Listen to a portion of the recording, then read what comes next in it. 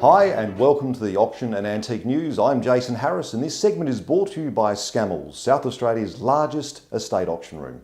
Into international news.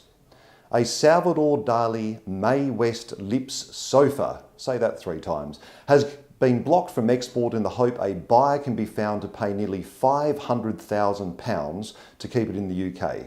The sofa, one of a pair sold at 2 separate auctions at Christie's, were made in 1938 by Salvador Dali and Edward James, and it's been blocked for export in a hope to find a local buyer to keep it in the UK.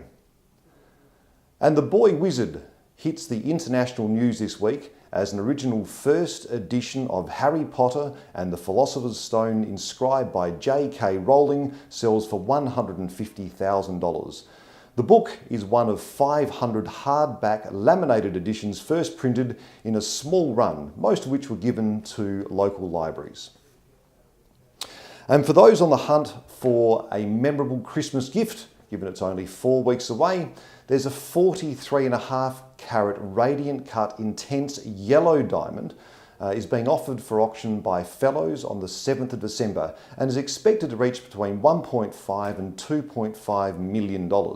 Now, the current record for a yellow diamond is held by the 100 carat Graf Vivid Yellow sold for $12.4 million US at Sotheby's in Geneva in May of 2014.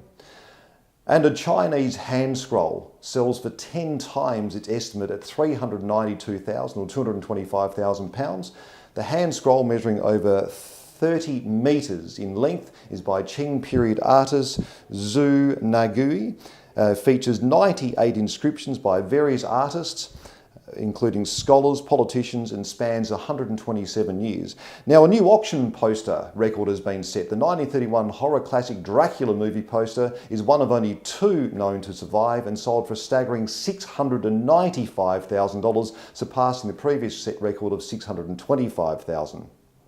And the legendary Tintin hits the news this week as an original sketch in Indian ink by creator Georges Remy fetches $785,000 in a Parisian auction last weekend.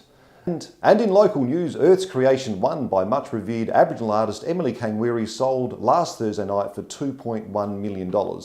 And that seems to cap off an amazing year for the Australian art market, and it seems to be back on track after post-GFC shake-up. And it looks to post around about $135 million worth of sales this year. And that's well above the 2008 record of $114 million. So well on track for the Australian art market. So that concludes this week's auction and antique news. And don't forget to subscribe to our other videos in our video channel. And I'll see you next week. I'm Jason Harris and you have a great weekend.